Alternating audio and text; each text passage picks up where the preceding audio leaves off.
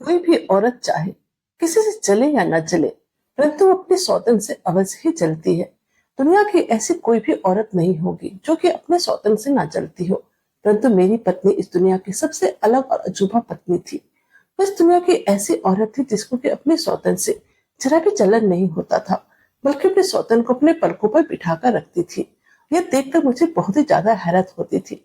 मुझे आश्चर्य होता था कि आखिर मेरी पत्नी किस मिट्टी की बनी हुई है जो कि उसे मेरी दूसरी शादी करने पर भी कोई फर्क नहीं पड़ रहा है, बल्कि वह तो एकदम से नॉर्मल है। परंतु मैं चाहता था कि मेरी पत्नी अपने सौतन को देखकर चले। मैं अपनी पहली पत्नी के चेहरे पर उदासी और मायूसी देखना चाहता था। मैं चाहता था कि वह ये सब देखकर तड़पे, लेकिन वह तो मुझे कहीं पर भी नजर नहीं आ रहा था। असल में बात यह था कि मुझे प्यार तो अपनी पहली पत्नी राधिका से ही था, लेकिन दूसरी शादी मुझे मीरा से बहुत ही मजबूरी में करना पड़ा था। मैं ये शादी बिल्कुल भी नहीं करना चाहता था, लेकिन मैं अपनी पहली पत्नी को जीवन भर के लिए सजा देना चाहता था और उसे सबक सिखाना चाहता था। इसलिए मैंने ना चाहते हुए भी मीरा से दूसरी शादी कर ली। और फिर जब उसे लेकर घर आया, राधिका को देखकर मैं बहुत ही हैरत में था, क्योंकि मैं उसके चेहरे पर जो देखना चाहता था वो मुझे कहीं नजर नहीं आ रहा था। मैं हैरान था कि ऐसे कैसे हो सकता है, कोई भी औरत अपने शौतन को देखकर बिल्कुल भी नॉर्मल रहे। आज मैं अचानक ही मीरा से शादी करके उसे अपने फ्लैट पर लेकर आ गया था। मैंने कॉल बेल बजाया तो दरवाजा मेरी पहली पत्नी राधिका ने ही खोला था। हम दोनों शादी के जोड़े में गले में माला डाले हुए खड़े थे, लेकिन हम दोनों को इस तरह शादी के बंधन में एक साथ देखने के बाद भी उसने मुझसे कोई भी सवाल नहीं किया। मुझे लगा था कि राधिका हम दोनों को यूं एक साथ देखकर जल भूल जाएगी, परंतु ऐसा कुछ भी नहीं हुआ। मैंने तो जानबूझकर उसके सामने ही मीरा से प्यार भरी बातें भी की, उसके गले में अपनी बाहों का हार भी डाला, लेकिन राधिका को कुछ भी फर्क नहीं पड़ा। राधिका सिर्फ हम दोनों को देखकर मुस्कुराई और फिर अपने कमरे में चली गई। अब जब भी राधिका हम दोनों के सामने आती, मैं जानबूझकर मीरा से प्यार भरी बातें करने लगता। राधिका को दिखा दिखा कर मीरा के करीब चला जाता था। मैं चाहता था कि उसे ये सब सहन ना हो और यह देखकर उसे अंदर ही अंदर आग लगे, उसे बुरा लगे, उसे तकलीफ पहुंचे। मैं उसकी आंखों में आंसू देखना चाहता था। मैं चाहता था कि वह दर्द से गुजरे। मैं उसके चेहरे पर दर्द का असर देखना चाहता था। मैं उसके चेहरे पर बहुत दर्द देखना चाहता था, जो कि पिछले 2 सालों से मैं बर्दाश्त कर रहा था। लेकिन राधिका को तो जैसे इन सब चीजों का कोई मतलब ही नहीं था। जब मैं और मेरा एक दूसरे के करीब होते, एक दूसरे की बाहों में होते, तब भी वो अपने चेहरे पर मुस्कुराहट सजाकर बस हमें देखते ही रहती। आज मैं अपनी दूसरी पत्नी मीरा के साथ हॉल में बैठा टीवी देख रहा था। अचानक से मेरी पहली पत्नी राधिका कमरे के दरवाजा खोलकर पानी पीने के लिए बाहर निकली।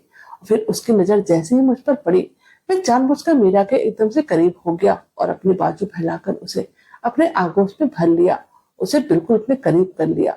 अचानक से मुझे ऐसा करते देख मीरा कहने लगी, यह आप क्या कर रहे हैं? इस बात का तो ख्याल कर लो, इस घर में हम दोनों के अलावा और भी कोई है। तो मैंने उसे कहा, जो भी इस घर में है वो गैर थोड़ो है। यह कहकर मैंने एक नजर राधिका पर भी डाली थी। मैं चाहता था कि सब देखकर राधिका की आंखों में दर्द की चिंगारी चले, जिसे देखकर मेरे दिल को सुकून मिले। लेकिन उसके चेहरे पर तो ऐसे कोई भाव ही नहीं थे। वह सिर्फ मुस्कुराते हुए नजर झुकाए वो किचन में चली गई। फिर पानी का बोतल और ग्लास लिया, अपने कमरे में जाकर दरवाजा बंद कर लिया। यह देखते मैं अब तुरंत ही मीरा से अलग हो गया। मीरा मुझे यूं हटते देख हर अपनी नजरों से मुझे देखने लगी। फिर कहने लगी, मोहन क्या हुआ, तुम अचानक पीछे क्यों हट गए? अभी तो कुछ देर पहले बहुत ही प्यार दिखा रहे थे, अब अचानक तुम्हें क्या हो गया? तो मैंने उसे कहा, मुझे बहुत ही जोरों की नींद आ रही है। तुम अगर और टीवी देखना चाहती हो तो देख सकती हो, परंतु मैं कमरे में सोने के लिए जा रहा हूँ। यह कहकर मैं अपने कमरे में चला गया। मुझे आज भी सिर्फ और सिर्फ राधिका से ही मोहब्बत थी।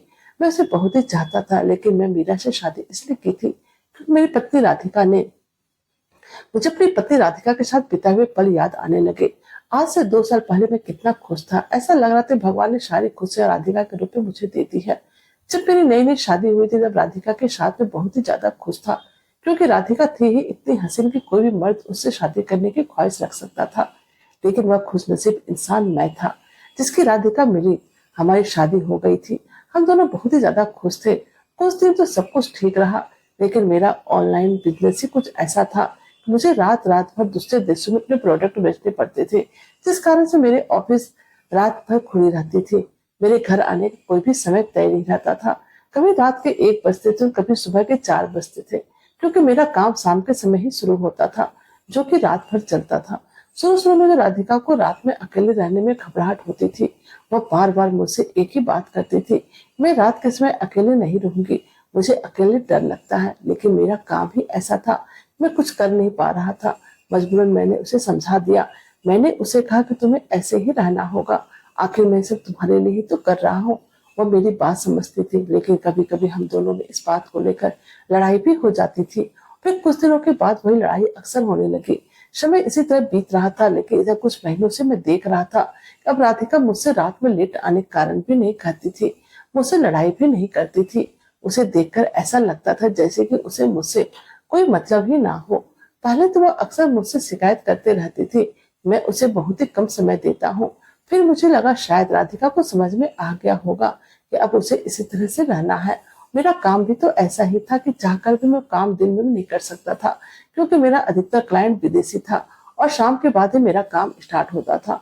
दिन भर मैं यूं ही बैठे घर में आराम करता रहता था या फिर सोता रहता था। राधिका का अब कुछ ना कहने पर मैं समझ रहा था वो मुझे अब समझने लगी है, लेकिन बात यहाँ तक सीमित नहीं थी, बल्कि बात कुछ और ही थी। और अब तो मेरे घर में अजीब टाइप के हादसा भी होने लगे थे। जिस अपार्टमेंट में रहता था वहां गेट पे एक नौजवान चौकीदार हर वक्त बैठा रहता था। वो देखने में काफी हैंडसम और स्मार्ट था। मेरा फ्लैट ग्राउंड फ्लोर पर था और मेरी बेडरूम की खिड़की बाहर में मेन गेट की तरफ ही खुलती थी, जिसके सामने से गेट साफ नजर आता था। और वह चौकीदार वहीं पर हर वक्त बैठा रहता था। उसे इस अपार्टमेंट में ड्यूटी ज्वाइन के बस एक ही महीना हुआ था और मेरा काम ही कुछ ऐसा था कि मैं दिन भर घर पर रहता और शाम होते ही अपने काम के लिए ऑफिस चला जाता था।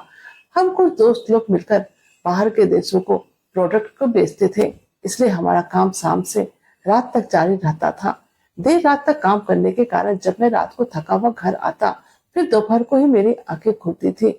एक बार मैं अपने कमरे में गहरी नींद में सो रहा था, मुझे राधिका के हंसने की आवाज आई। मेरी आंखें खुली तो मैंने देखा दोपहर के 2 बज रहे थे। मुझे समझ में नहीं आ रहा था कि वह इस समय किसके साथ हंस बोल रही थी, क्योंकि हमारे घर पे तो कोई नौकर भी नहीं था।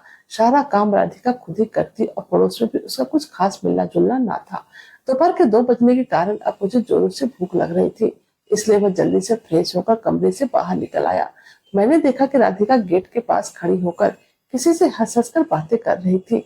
और फिर जैसे मैं बाहर गेट की तरफ आया तो मैंने देखा कि बाहर वही नौजवान चौकीदार खड़ा था। वह भी हंस हंस कर राधिका के साथ बातें कर रहा था। मैं राधिका के पीछे जाकर खड़ा हो गया और फिर जैसे उसने चौकीदार की नजर मुझ पर पड़ी, मैंने देखा उसके चेहरे का रंग एकदम से उड़ गया था। उसने जल्दी से राधिका के हाथ से खाने का प्लेट लिया और चला गया। फिर राधिका जैसे ही पीछे पलटी और मुझे सामने देखे, वो काफी घबरा गई और कहने लगी, आप इतनी जल्दी उठ गए? यह कहकर वह नजरें चुराते हुए फौरन से किचन में चली गई। मैं भी उसके पीछे पीछे किचन में आ गया। उसे कहा, यह चौकीदार यहाँ पर क्या कर रहा था? कहने लगी, उसके दोपहर के खाने की जिम्मेदारी हमारी है, इसलिए खाना लेने आया था।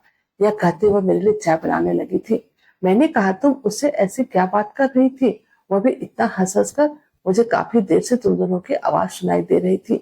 मेरी बात सुनकर एक नजर उसने मेरे ऊपर डाली और फिर मुझे कहने लगी, क्या आप मुझ पर शक कर रहे हैं? मैंने कहा, नहीं, मैं तुम पर शक नहीं कर रहा हूँ, मैं तो बस पूछ रहा हूँ। वह कहने लगी, आंटी के बारे में बता रहा था, उसके घर का खाना अच्छा नहीं होता है। यह कहते हुए वह मुझसे नाश्ते के बारे में पूछने लगी, जैसे कि बात बदलना चाहती हो। फिर मैंने उसे कहा, बेहतर है कि तुम सिर्फ चौकीदार को ही खाना दिया करो, मोहल्ले की कहानी सुनने का तुम्हें कोई जरूरत नहीं है। तुम अपने काम से ही मतलब रखा करो और खुश रहा करो। यह कहकर फिर मैं अपने काम में लग गया। अगले दिन फिर जब मैं ऑफिस से गया तो उस दिन ऑफिस में इतना ज्यादा काम नहीं था, इसलिए मैंने सोचा जल्दी घर चलता जाता हूँ और आज राधिका को कहीं बाहर घुमाने को लेकर जाता हूँ, क्योंकि काफी दिनों से मैं राधिका को लेकर कहीं बाहर नहीं गया था। मेरा इरादा यही था कि आज हम दोनों बाहर मूवी देख लेंगे और फिर रेस्टोरेंट में खाना भी खा लेंगे। राधिका खुश हो जाएगी। मैं ऑफिस से खुशी खुशी घर आया तो फिर जैसे मैं अपार्टमेंट के मेन गेट पर पहुंचा तो मैंने देखा चौकीदार अभी कुर्सी पर बैठा हुआ था और किसी से बातें कर रहा था। फिर मैं उसे अनदेखा करके अपने घर के अंदर चला गया तो वहां पर मैंने देखा कि राधिका भी किसी नौजवान लड़के से बातें कर रही थी, मगर जैसे उसकी नजर मुझ पर पड़ी वह मुझे देखकर घबरा गई और अपनी नजरें इधर उधर करने लगी। मैंने उस नौजवान लड़के को पहले कभी नहीं देखा था। मैंने उससे पूछा, तुम कौन हो? तो वो कहने लगा, मैं डिलीवरी वाला हूँ, पार्सल लेने के लिए आया था। लेकिन यह शकल सूरत से बिल्कुल भी डिलीवरी वाला नहीं लग रहा था। अपने राधिका की तरफ देखा, वो मुझे कहने लगी, हाँ, यह मुझे कुरियर देने के लिए ही आया था। मैंने कुछ सामान ऑर्डर किए थे तो मैं राधिका से पूछा, तुमने क्या मंगवाया है? मेरी बात सुनकर वो बहुत ही नर्वस हो गई। फिर कमरे में चली गई, अलमीरा से निकाल कर कहने लगी, यह मंगवाई थी। मैंने उसे कहा, इतनी जल्दी तुमने सामान अलमीरा में भी रख दिया? मैंने उस पार्सल को देखा तो वह सिर्फ एक सादा सा बॉक्स था। उस पर किसी भी कंपनी का नाम नहीं लिखा हुआ था। वो कहने लगी, मैं अलमीरा से पैसे लेने के लिए गई थी, इसलिए इस बॉक्स को अलमीरा में रख दिया। लेकिन यह कहते हुए बार बार वो अपना पसीना दुपट्टे से पोंछ रही थी। मैं शायद उस पर शक ना करता, लेकिन इधर से वो कुछ अजीब ही बिहेव कर रही थी। मेरे मन में राधिका को लेकर न जाने क्यों शक सा होने लगा था। रात को डाइनिंग टेबल पर खाना लगाते समय राधिका मुझे कहने लगी, अगर आपको ऑफिस से जल्दी आना हो तो आप मुझे फोन कर दिया करो। मुझे तो उसकी बात ही समझ में नहीं आ रही थी। मैंने उसे कहा, क्यों, क्या मैं अचानक घर नहीं आ सकता? तो मुझे कहने लगी, नहीं, ऐसी बात नहीं है। अगर आप मुझे बता देंगे तो मैं आपके लिए भी खाना गर्म करके रख दूंगी, नहीं तो फिर मुझे खाना गर्म करना पड़ता है। उसकी बात सुनकर मुझे ना जाने क्यों ऐसा लग रहा जैसे मेरे चेहरे अचानक से घर आ जाने पर उसे बहुत ही बुरा लगा था। रात को जब मैं सोने के लिए बेड पर गया तो मैंने देखा वो काफी देर के बाद कमरे में आई। मुझे तो अंदर ही अंदर गुस्सा आ रहा था, लेकिन फिर उसका खिला खिला रूप देखकर मैं सब कुछ भूल गया और उसे अपनी बाहों में भरकर प्यार करने लगा। आज बहुत दिनों के बाद मैं जल्दी घर आ गया था और मुझे ये मौका मिला था कि मैं उसके साथ रोमांटिक पल बिताऊं। नहीं तो रोज तो काम के कारण जैसे मैं लेट सवेरे घर आता, इतना थक जाता था कि आते ही मैं सो जाता था। परंतु आज ऐसा नहीं था। अब मैं जैसे ही उसे बाहों में भरकर उसके करीब होने लगा, वो कहने लगी, मोहन, मुझे नींद आ रही है, मैं सोना चाहती हूँ। मैं बहुत ज्यादा थक भी गई हूँ। आज मुझे इसका व्यवहार बहुत ही अजीब लगा। अक्सर ही मैं रात को बाहर ही रहता था और सुबह जब घर पहुंचता तो बहुत थका हुआ रहता था। नींद तो मेरी भी पूरी नहीं होती थी, इसलिए मैं राधिका को समय नहीं दे पाता था। इसलिए आज मैंने सोचा कि चलो आज फुर्सत मिली है तो मिलकर अच्छा समय बिताए। लेकिन उसका ये व्यवहार देखकर मेरा दिल गुस्से से भर गया था। राधिका करवट लेकर सो चुकी थी और मेरा दिल, जो कि अभी मचल रहा था, गुस्से की चपेट में आकर ठंडा पड़ चुका था। मेरे दिल में तो अब अजीब सा शक पैदा होने लगा था और अब तो जब भी मैं ऑफिस में होता, मेरा ध्यान काम में ही नहीं बल्कि राधिका पर ही रहता था। मैं उसे फोन करता तो उसका फोन हमेशा ही बिजी आता था। ना जाने राधिका किससे बातें करती रहती थी। 5 मिनट के बाद फिर फोन लगाया, लेकिन अभी तक फोन बिजी आ रहा था। अगर मेरी जगह कोई दूसरी मर्द होता तो कब से उसको घर से निकाल दिया होता, मगर वह तो मैं ही था कि अभी तक इसे बर्दाश्त कर रहा था। आज अपार्टमेंट का चौकीदार बहुत ही ज्यादा खुश दिखाई दे रहा था। उसके चेहरे पे एक अजीब सी मुस्कुराहट आ गई थी। वह बार बार मुझे ही देख रहा था और मुस्कुरा रहा था और कभी कभी तो जोर जोर से हंसने भी लग रहा था। न जाने क्यों मुझे उसकी हंसी एक जरा भी अच्छा नहीं लग रहा था और मैं बस उसकी तरफ गुस्से भी नजरों से देख रहा था। फिर मुझ पर नजर पड़ते हुए फौरन अपने कुर्सी पर से उठा और मेरे पास आकर कहने लगा, क्या बात है साहब जी, आप इस तरह से मुझे गुस्से से क्यों देख रहे हैं? मैंने उसकी बातों को कोई जवाब नहीं दिया और फिर अपने फ्लैट में चला गया। फ्लैट में पहुंचकर मैंने लगातार कॉल बेल बजाया, लेकिन दरवाजा नहीं खुला। फिर मैंने अपने पास पड़ी हुई फालतू की चाबी निकाली और घर का दरवाजा खोलने लगा। फिर जैसे ही दरवाजा खुला तो फिर राधिका मेरे सामने आकर खड़ी हो गई और कहने लगी, मैं दरवाजा खोलने के लिए आ ही रही थी। मैंने कहा, मैं कब से कॉल बेल बजा रहा था, तुम कहाँ थी? तो राधिका कहने लगी, मोहन, आपको क्या हो गया है? मैं बाथरूम में नहा रही थी और आप थे कि लगातार कॉल बेल बजाए ही जा रहे थे। पता नहीं क्यों आप ऐसा कर रहे थे। ऐसा लग रहा था जैसे कि अगर दरवाजा थोड़ी देर से खुला तो न जाने क्या हो जाएगा। उसकी बात सुनकर आज मुझे पहली बार राधिका पर गुस्सा आया। मैंने दरवाजा यूं ही खुला छोड़ दिया और अंदर आ गया। फिर अगले पल में राधिका से पूछा, तुम्हारा फोन क्यों बिजी था? मैं जब भी कॉल करता तुम्हारा नंबर बिजी ही जा रहा था, तो मेरी कॉल क्यों नहीं उठा रही थी? इतना लेट होना, इन सब का क्या मतलब है? मुझे तो खुद समझ में नहीं आ रहा था आखिर मुझे राधिका पे इतना गुस्सा क्यों आ रहा था। मैं उससे इस तरह का सवाल क्यों कर रहा था, लेकिन मैं था कि बस बोलते ही जा रहा था। मेरे मुंह में जो आ रहा था मैं बोलता ही जा रहा था। मेरी बात सुनकर राधिका एकदम से शॉक्ड हो गई और मुझे कहने लगी, मोहन, यह क्या बात हुई? आप मुझ पर इतना गुस्सा क्यों कर रहे हैं? थोड़ी ही तो देर हुई थी दरवाजा खोलने में। और रही बात मोबाइल की, सुबह सुबह मेरे मोबाइल पर दूध गिर गया था और वह हैंग हो गया था। वह बिल्कुल भी नहीं चल रही थी, उसका स्क्रीन भी रुका हुआ था। फिर मैंने उसे अच्छे से सुखाया और अभी 10 मिनट पहले वह सही हुआ है और शायद इसी वजह से आपको नंबर बिजी बता रहा होगा। मैं उसकी कोई भी बात सुने बगैर कमरे में चला गया और अपने बैग और टाई गुस्से से बेड पर पटका नहाने के लिए बाथरूम में चला गया। न जाने क्यों मुझे राधिका से किसी बात पर विश्वास ही नहीं हो रहा था। ऐसा लग रहा था जैसे वह सरासर झूठ बोल रही हो। और फिर आखिर एक दिन कुछ ऐसा हुआ जिसके बाद पूरी तरह से राधिका के खिलाफ हो गया। वह शक का बीज अब ताकतवर वृक्ष बन चुका था। यह बात सच है कि मैं राधिका से बहुत ही प्यार करता था, मगर उसने जो आज मेरे साथ किया था शायद ही कोई पत्नी अपने पति के साथ करती होगी। उस दिन मैं काम से जल्दी लौटकर आया था क्योंकि मैं राधिका से आज बैठकर साफ साफ बातें करना चाहता था। मैं चाहता था कि मैं उसके साथ बैठकर बातें करूं, उसके साथ अच्छा से समय गुजारूं, ताकि हम दोनों के बीच में जो मनमुटाव हुआ है वह दूर हो जाए और हम दोनों के बीच में अच्छी अंडरस्टैंडिंग हो जाए और मेरे दिल में उसके खिलाफ जितना भी शक है मैं उन्हें खत्म कर दूं। मगर उस रोज जब मैं जल्दी घर आया तो दरवाजे पे ताला लगा हुआ था। यह देखकर मुझे हैरत हुई कि आखिर राधिका इस वक्त कहाँ गई होगी, क्योंकि उसने इस बारे में मुझे बिल्कुल भी नहीं बताया था। मुझे एक बार भी फोन नहीं किया था। राधिका ने तो एक बार भी नहीं बताया कि वह कहाँ जा रही है। फिर मैंने पास पड़े चाबी दरवाजा खोला और घर के अंदर दाखिल हो गया। घर बिल्कुल खाली पड़ा हुआ था। आखिर राधिका कहाँ जा सकती थी। मैंने उसके मोबाइल पर मिस कॉल दी तो उसका मोबाइल मेरे सोफे पर पड़ा हुआ था। मैं उसका मोबाइल उठाकर देखने लगा कि तभी मुझे किसी लड़की की जोर से चीख सुनाई दी। मैं जल्दी से बाहर आकर देखा तो दिवाकर अंकल की बेटी मीरा भागते हुए कमरे के घर के अंदर दाखिल हो गई। वह बार बार पीछे भी देख रही थी। कहने लगी, मोहन, लोग तो घर के बाहर चौकीदारी के लिए कुत्ता पालते हैं, लेकिन आपने तो चूहा पाल रखे हैं। अभी इतना बड़ा चूहा मेरे पैर पर चढ़ गया। डर के मारे तो मेरी जान ही निकल गई। वो ऐसे ही थी, हमेशा हंसती रहती, साथ भरी बातें यूं ही करती रहती थी। उसकी बातें सुनकर मेरा ध्यान राधिका मीरा के हाथों में खीर से भरा कटोरा था। वो कहने लगी, ये मैं राधिका के लिए लाई थी, मगर वह तो मुझे कहीं नजर ही नहीं आ रही है। मैंने उसे खीर लाने के लिए शुक्रिया कहा और बोला, पता नहीं वो कहाँ गई है। मैं भी अभी भी घर आया हूँ। मीरा अक्सर हमारे घर आते जाते रहती थी। मेरी बात सुनकर कहने लगी, राधिका तो रोज इसी वक्त बाहर जाती है, लेकिन आज जब दरवाजा खुला देखा तो सोचा कि वह घर पर होगी, इसलिए चली आई। मीरा की बात सुनकर तो अब मुझे राधिका पर और भी शक होने लगा। मैं सोचने लगा कि आखिर राधिका कहाँ जा सकती है। फोन भी यहीं रखा था, नहीं तो मैं उसे फोन लगाकर पूछता।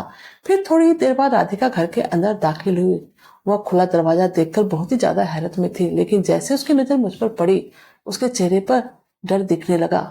मुझे देखते ही कहने लगे, आप इतनी जल्दी घर आ गए और मुझे बताया भी नहीं। वह बहुत ही घबराई हुई थी, इसलिए मैंने उसे अभी कोई जवाब नहीं दिया। फिर थोड़ी देर के बाद मैंने उसे कहा, तुम इस वक्त कहाँ गई थी, पहले इस बात का जवाब तो दे दो। कहने लगी, अपनी माँ के घर गई थी, लेकिन उसके चेहरे से साफ दिख रहा था वह साफ झूठ बोल रही थी, जबकि मैं अंदर ही अंदर गुस्से के मारे खौल रहा था। राधिका से मेरी पहचान शादी से पहले ही हुई थी, जो कि वह मेरी मम्मी के दोस्त की बेटी थी। अक्सर वो अपनी मम्मी के साथ हमारे घर पर आती रहती थी, लेकिन मुझे बिल्कुल भी नहीं पता था कि राधिका इतनी गिरी हुई लड़की हो सकती है। वो अपने पति को धोखा दे सकती है। एक अजीब सी डिप्रेशन की ओर में बढ़ते चले जा रहा था। मेरी जिंदगी में तो अब कोई खुशी ही नहीं थी। मैं खुद को राधिका से दूर करने लगा था। समझ में नहीं आ रहा था आखिर ये सब चल क्या रहा। मैंने राधिका को किसी भी चीज की कमी नहीं होने दी थी। उसके लिए दुनिया की हर चीज घर में मौजूद थी और मैं भी सकल सूरत से कोई बुरा नहीं था। हर वक्त राधिका के व्यवसाय के बारे में सोचता सोचता अब मेरी तबीयत खराब रहने लगी थी। उस दिन भी मुझे बहुत ही तेज बुखार था, मगर राधिका को मेरी एक जरा भी परवाह नहीं थी। वह तो बिल्कुल भी अनजान सी बनी बैठी हुई थी। उसने एक बार भी नहीं पूछा कि मेरी तबीयत कैसी है। मैंने खुद ही बुखार की दवा ली और काम के लिए ऑफिस चला आया। अभी मुझे ऑफिस आया हुआ कुछ देर ही हुए थे कि मेरे मोबाइल पर नोटिफिकेशन टोन बजी। फिर जब मैंने अपना मोबाइल देखा तो मेरे तो होश ही उड़ गए।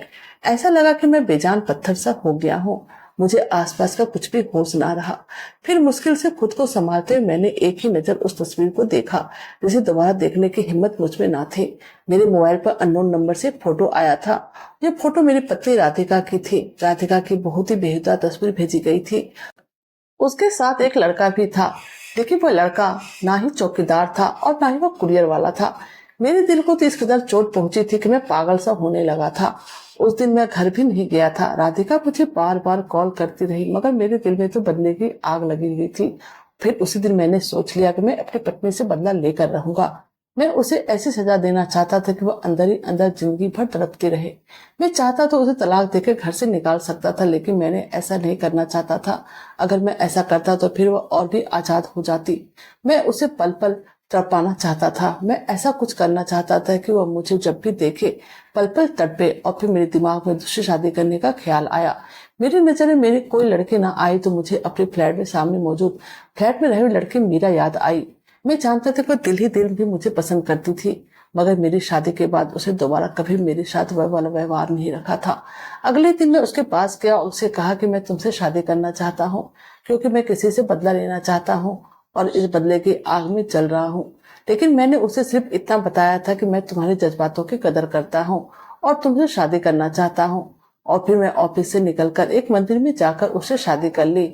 उसके घर में उसके सिर्फ एक बूढ़ा बाप था, माँ बहन या भाई कोई भी नहीं था। और अब मैं मीरा शादी करके उसे लेकर घर में दाखिल हुआ था। भले मेरे दिल पर जो भी गुजर रही थी, मगर घर में दाखिल होते समय मैंने मीरा का हाथ थाम लिया था और चेहरे पर मुस्कुराहट सजा ली थी। मैंने सोचा राधिका मुझे इस तरह से देखेगी, तड़प उठेगी, रोएगी, पीटेगी और मेरे कदमों पे गिरेगी, मुझसे माफी मांगेगी। मगर उसने तो ऐसा कुछ भी नहीं किया, बल्कि वह तो मुस्कुराई और फिर मेरी और मीरा की नजर उतारने लगी। कहने लगी, ऐसा लगता है जैसे आप दोनों एक दूसरे के लिए ही बने हैं, बहुत ही खूबसूरत जोड़ी लग रही है। राधिका की बात सुनकर अब तो मेरे साथ साथ मीरा भी उसे हैरत भरी नजरों से देखने लगी थी, क्योंकि वह तो यह सोच रही थी कि ना जाने इस शादी के बाद राधिका उसके साथ कैसा व्यवहार करेगी। मगर ऐसा कुछ भी नहीं हुआ। मैं जब मीरा का हाथ पकड़कर कमरे के अंदर जाने लगा तो राधिका ने मेरा हाथ पकड़कर मुझे दरवाजे पर ही रोक लिया। यह देखकर मुझे बहुत ही सुकून मिला। अब वो मुझसे माफी मांगेगी, लेकिन उसने जो बात कही मैं मुंह खोलकर उसको चेहरा देखता रह गया। वो कहने लगी, अभी रुक जाओ, मैं तुम्हारा कमरा तैयार करवा देती हूँ, अभी तुम बाहर ही हॉल में बैठो। यह कहकर वो जल्दी से बाहर चली गई। फिर 10 मिनट के बाद आई तो उसके हाथों में 2 थैलियां थी। उन्हें लेकर वो अंदर कमरे में चली गई और उसने मेरे कमरे को सुहागरात के कमरों के अच्छी तरह सजा दिया। फिर कहने लगी, अब तुम कमरे में जा सकते हो, तुम्हारी शादी हुई है और आज तुम दोनों की शादी की पहली रात है, तो एंजॉय करो। मैं उसके चेहरे उदासी और मायूसी खोजने लगी, कोशिश कर रहा था। वह सब दिखावा कर रही थी, यह सच में खुश हो रही थी। फिर मीरा और मैं कमरे के अंदर चले गए। मीरा मुझे पाकर बहुत ही खुश थी, लेकिन मैंने मीरा से कहा, मीरा मैं अभी तुम्हारे साथ कोई संबंध नहीं बनाना चाहता। देखो, जिन हालतों में मैंने तुमसे शादी किया है और तुम अच्छी तरह से जानती हो, अचानक से मैंने तुमसे शादी कर ली है, लेकिन इस रिश्ते के लिए मैं खुद को तैयार नहीं कर पा रहा हूँ। जैसे मैं इस रिश्ते के लिए खुद को तैयार कर लूंगा, हम अपनी शादीशुदा जिंदगी की शुरुआत करेंगे। मीरा भी मेरी बात को समझ गई थी और फिर वो पेट के एक साइड पर सो गई और कमरे पड़े सोफे पर मैं सो गया था। सच तो यह था कि मीरा के दिल में मेरे लिए कोई फीलिंग नहीं था। मैं तो राधिका के प्यार में पागल था, उससे बहुत ही ज्यादा प्यार करता था। और अब मुझे एहसास हो रहा था कि जल्दीबाजी में मैंने कोई बहुत बड़ा गलत कदम तो नहीं उठा लिया। लेकिन फिर राधिका की बेवफाई याद करके मुझे उसी पर बहुत ही ज्यादा गुस्सा आने लगा और अपना उठाया हुआ कदम सही लगने लगा था। लेकिन हर रोज मुझे राधिका की हरकतें अजीब ही लगती थी। बल्कि उसके साथ प्यार से रह रही थी। उसने अपने शौतन को खुशी खुशी अपना लिया था। मुझे तो समझ में नहीं आ रहा था आखिर चक्कर क्या है। मैं 2 साल तक राधिका के साथ रहा और अब मीरा को मेरी जिंदगी में आए हुए 1 महीना हो चुका था। मैं 2 नावों की 2 कश्ती में सवार हो चुका था। समझ में नहीं आ रहा था करूं तो क्या करूं। लेकिन फिर एक दिन मेरी आंखों के सामने वह सच्चाई आई, जिसे सुनकर मुझे ऐसा लगने लगा कि मैं खुद को खत्म कर लूं या फिर अपना यह सर दीवार पर पटक मारो। उस दिन मैं राधिका से साफ साफ इस बारे में बात करना चाहता था, क्योंकि मैं अंदर ही अंदर जल रहा था। मैंने अब पूरा फैसला कर लिया था कि मैं अब राधिका को तलाक दे ही दूंगा और मीरा के साथ अपनी नई जिंदगी की शुरुआत करूंगा। क्योंकि राधिका को इस घर में देखकर मेरे दिल और मैं और भी दर्द से तड़पता रहता था। वह मेरी मोहब्बत थी, मैं उसे बहुत ही ज्यादा प्यार करता था, लेकिन वह मुझे हर बार इग्नोर करती रहती थी। यह देखकर मुझे बहुत ही दुख होता था। आखिर वह क्यों इस कदर खुश रहती थी, मुझे कुछ भी समझ में नहीं आता था। अगर वह किसी और को पसंद करती थी तो वह तो अब तक मुझसे तलाक लेकर क्यों नहीं गई थी। मैं इसी उलझन में घिरा हुआ था। घर में दाखिल हुआ तो जो बातें मुझे सुनाई थी वह सुनकर मेरे कदम वही रुक गए थे। मुझे रात कमरे में राधिका और मीरा की बातें सुनाई दे रही थी। मीरा की ठाकों की आवाज बाहर हॉल में गूंज रही थी। वह राधिका से कह रही थी, तुम्हारी एक्टिंग तो बहुत ही जबरदस्त है, तुम्हें तो अवार्ड मिलना चाहिए। क्या खूब एक्टिंग किया है तुमने, आखिर तुमने मुझे और मोहन को मिला ही दिया। यह कहकर वह जोर जोर से हंस रही थी, मगर राधिका बस उसके सामने रोई जा रही थी। वो हाथ जोड़े खड़ी थी और रो रो कह रही थी, मैंने तुम्हारी हर बात मानी है, तुमने मुझसे जो कहा मैंने वह सब कुछ किया, मगर अब तो तुम मेरी वह तस्वीर डिलीट कर दो। आखिर में मैंने तुम्हारा क्या बिगाड़ा है, तुमने मुझसे मेरा पति मांगा तो मैंने तुम्हें पति भी दे दिया। इस बात पर मीरा जोर से चिल्लाने लगी और कहने लगी, खबरदार जो उसे अपना पति कहा तो, शुरू से वो मेरा था, उसे जी जान से पसंद करती थी और आज मैंने उसे पा लिया है। वह तो मेरे बचपन की मोहब्बत है, उसे तो मेरा होना ही था। तुम ही हमारे बीच में जबरदस्ती फिट हो गई थी और अब मैं तुम्हें मोहन के दिल से निकाल चुकी हूँ। तुम्हें पति के दिल में तुम्हारे नफरत डाल दिया है। आज वह सिर्फ मेरा हो चुका है और देखना बहुत ही जल्द वो मुझसे मोहब्बत भी करने लगेगा। बस अब मुझे एक आखिरी काम करना है, उसके बाद मोहन पूरी तरह से मेरा हो जाएगा। पता नहीं तुमने उसके सर पर ऐसा कौन सा जादू कर दिया कि तुम्हारा भूत उसके सर पर से उतरता ही नहीं है। इतना सब कुछ हो जाने के बाद भी तुम्हारी मोहब्बत को अपने दिल से निकाल ही नहीं पाया है। अभी तक उसने मुझे पत्नी होने का हक भी नहीं दिया है। मैं रात भर उसका प्यार पाने के लिए तड़पती रहती हूँ, लेकिन वह मेरे करीब नहीं आता है। तुम्हें बस यही काम करना है कि अब तुम्हें उसकी जिंदगी से हमेशा हमेशा के लिए निकल जाना है, और फिर तुम्हारे जाने के बाद मजबूरन मोहन को मुझे अपनाना ही पड़ेगा, और धीरे धीरे उसके दिल में मेरी मोहब्बत ही पैदा हो जाएगी। ये सुनते राधिका रो पड़ी और कहने लगी, मीरा भगवान के लिए ऐसे मत करो, मैं मोहन के बिना मर जाऊंगी। मैंने अपना सब कुछ तुम्हें सौंप दिया है। बस मोहन के सामने देख मेरे दिल को थोड़ा सुकून मिल जाता है। कम से कम उसका नाम तो मेरे नाम के साथ जुड़ा हुआ रहने दो। यह भी मुझसे छीन लोगी तो मेरी जिंदा रहने की वजह ही खत्म हो जाएगी। मुझे यूं बेमौत मत मारो। राधिका के मुंह से ये सुनना था कि मीरा ने राधिका को एक थप्पड़ मार दिया और कहने लगी, अगर तुम मोहन की जिंदगी से नहीं गई, मैं तुम्हारी वह सारी तस्वीर सोशल मीडिया पर वायरल कर दूंगी। फिर तुम कहीं भी मुंह दिखाने के लायक नहीं रहोगी। सारे राज एक के बाद एक करके खुलकर मेरे सामने आ रहे थे, जो कि सुनकर मैं पत्थर की मूर्त बनकर रह गया था। जब मीरा सारी हकीकत बोलकर पीछे मुड़ी तो मुझे देखकर उसके होश गुम हो गए थे। उसे समझ में नहीं आया कि वह क्या करे और क्या ना करे, और फिर अगले ही पल एक जोरदार थप्पड़ मैंने मीरा के ऊपर मार दिया। मीरा के साथ मेरी बचपन की दोस्ती थी। जब मेरे माँ बाप ने फ्लैट खरीदा, उसमें मैं 12 साल का था। बचपन से ही हम एक दूसरे के साथ खेला करते थे और हमारी दोस्ती भी खूब थी, लेकिन मैंने कभी भी उसे दूसरी नजर से नहीं देखा था। वो मेरे लिए सिर्फ एक अच्छी दोस्त थी। मैंने मोहब्बत तो सिर्फ राधिका से ही की थी, लेकिन आज जब राज खोलकर मेरे सामने आया तो मुझे उससे नफरत होने लगी थी। वो ऐसी गिरी हुई चालबाज लड़की थी कि उसने मेरा घर बर्बाद कर दिया था। अब मैंने एक पल के देर किए बगैर उसे स्वयं मीरा को धक्का देकर अपने फ्लोर पर से बाहर निकाल दिया। मैंने उसके खिलाफ एक अच्छा खासा केस भी बनाया था, क्योंकि उसने मेरी पत्नी की असली तस्वीर को एडिट करवाया था, जिसमें कुछ भी सच्चाई ना थी। फिर एक हफ्ते के बाद मैंने मीरा को तलाक दे दिया। राधिका ने यह सब देखा तो वह मेरे सामने रोने लगी। आज पहली बार उसने अपने सारे राज मेरे सामने खोलकर रख दिए थे। वह इस तरह से रो रही थी कि मुझे देखा ही नहीं गया। उसे देखकर मेरी आंखों में भी आंसू आ गए, क्योंकि मैं राधिका की मजबूरी को समझ ही ना सका था और उस पर विश्वास ना कर सका था। काश मैं उसे सब पूछ लेता, तो उसे कुछ समय देता, तो शायद आज ये सब कुछ ना हुआ होता। मीरा जैसी भोली भाई दिखने लड़की किस तरह हमारी जिंदगी को बर्बाद कर चुकी थी, वह अब हमें समझ में आ रहा था। फिर उसी समय के बाद मैंने तुरंत ही वो फ्लैट छोड़ दिया और अलग जगह पर घर लेकर राधिका के साथ खुशी खुशी रहने लगा। तो दोस्तों, कैसी लगी आपको हमारी कहानी, प्लीज कमेंट कीजिएगा। हमारे चैनल पे नए तो हमारे वीडियो को लाइक, सब्सक्राइब और शेयर कीजिएगा। Thank you.